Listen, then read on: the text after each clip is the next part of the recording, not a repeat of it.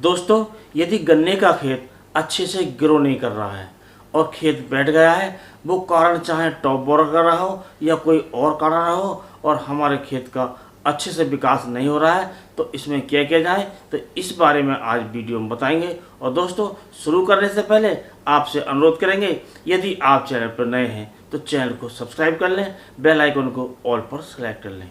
यदि आप ऐसा पहले कर चुके हैं तो दोस्तों वीडियो को लाइक कर दूसरे किसान दोस्तों में शेयर करें।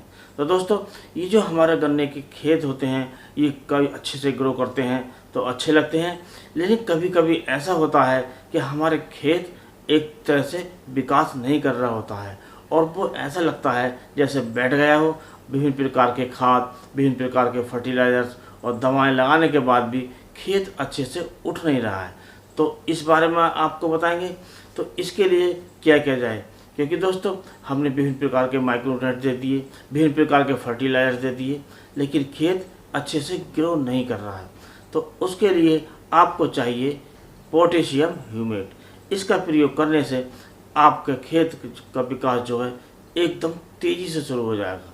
तो दोस्तों, इस पोटेशियम ह्यूमेट में होता क्या है, दोस्तों ये जो पोटेशियम ह्यूमेट होता है, इसमें होता है ह्यूमिक एसिड, फॉल्विक एसिड और पोटेशियम। तो दोस्तों, जो आपका ह्यूमिक एसिड होता है वो एक तरह से ये खदानों से प्राप्त होता है और वो सीधा होता है। इसका असर थोड़ा देर से होता है और इसका सीधे से हम स्प्रे भी नहीं कर सकते। लेकिन पोटेशियम ह्यूमेट जो होता है वो ह्यूमिक एसिड को पोटाश के साथ क्रिया करके बनाया जाता है। इसका प्रयोग करने से हमारे पौधे एक से जल्दी विकास करते हैं और हमारे खेत का तेज़ी से विकास होता है, अच्छे से ग्रो होता है और हमारी फसल एकदम हरी भरी हो जाती है। यदि इसकी लंबाई नहीं बढ़ रही है तो लंबाई शुरू हो जाती है, कल्लों का विकास नहीं हो रहा है तो कल्लों का विकास शुरू हो जाता है। तो दोस्तों, ये जो पोटेशियम ह्यूमेट है, इसके प्रयोग करने से तो हमारे जो खेत में, हमारी मिट्टी में विभिन्न प्रकार के जो पोषक तत्व होते हैं वो हमारी ज़मीन से पौधों को मिलने शुरू हो जाते हैं इसके प्रयोग करने से। इस प्रकार हम इसका प्रयोग करके अपने पौधों का विकास तेज़ी से कर सकते हैं, अपनी फसल का विकास तेज़ी से कर सकते हैं। कुल मिलाकर हम पौधों का विकास करके ज़्यादा उपज ले सकते हैं। तो दोस्तों, इसके लिए आपको चाहिए कि 1 किलोग्राम प्रति एकड़ के हिसाब से पोटेशियम ह्यूमेट लेकर आप उसे यूरिया में मिलाकर या किसी दूसरे खाद में मिलाकर इसका प्रयोग कर सकते हैं और उसके बाद सिंचाई कर सकते हैं। सिंचाई करने के बाद आप जब 4-5 दिन बाद अपने खेत को देखेंगे तो बहुत अंतर दिखाई देगा और एकदम खेत हरा भरा हो जाएगा और तेज़ी से विकास करने लगेगा। क्योंकि दोस्तों, इसमें कई तत्व होते हैं जो हमारी ज़मीन में पड़े रहते हैं लेकिन वो पौधों को नहीं मिल पाते हैं, लेकिन पोटेशियम ह्यूमेट के प्रयोग करने से वो पौधों को एकदम मिलने शुरू हो जाते हैं और हमारे पौधे, हमारी फसल अच्छे से विकास करने लगती है। और दोस्तों, ये तो रही बात हम फूल में भी देते हैं और इसका प्रयोग हम पत्तों पर स्प्रे के रूप में भी दे सकते हैं। इसके लिए जो आपको मात्रा लेनी है वो लेनी है 500 ग्राम प्रति एकड़ के हिसाब से।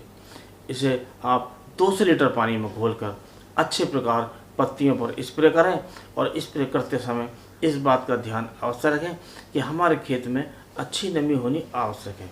नमी अच्छे होने पर हम इसका स्प्रे कर सकते हैं और एकसार होना चाहिए, कहीं कम या कहीं ज़्यादा नहीं होना चाहिए। और हम एक समान स्प्रे करेंगे तो हमें अपने पौधों का विकास तेज़ी से मिलेगा और हमारी फसल एकदम अच्छी बढ़वार करेगी, अच्छा विकास करेगी और उसका जो रंग है एकदम गहरा हरा काला हो जाएगा, जिससे हमारी फसल देखने में शानदार होगी और पौधों का तेज़ी से विकास होगा, कल्लों की संख्या का विकास होगा, अर्थात हमें अपने गन्ने से कल्लों की संख्या ज़्यादा मिलेगी। क्योंकि दोस्तों, जो टॉप बोरर आया था तो हमारे किसान भाइयों ने, अधिकतर ने इसको कंट्रोल कर लिया है, लेकिन जो पौधों का विकास है वो तेज़ी से नहीं हो रहा है। तो आप इसका प्रयोग करके अपने पौधों का विकास तेज़ी से कर सकते हैं।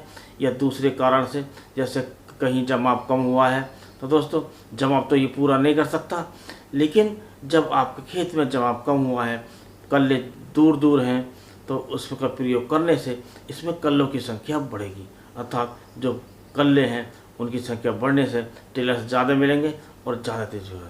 लेकिन इससे पहले एक काम और कर लें, यदि आपके गन्ने का जमाव कम हुआ है तो उसकी फिलिंग कर लें। जहाँ पौधे नहीं हैं तो आप पौध की व्यवस्था करके वहाँ पौधरोपण करें, तो आपको ज़्यादा फायदा मिलेगा और ज़्यादा आपको पैदावार मिलेगी। तो दोस्तों, आज की वीडियो में बस इतना ही।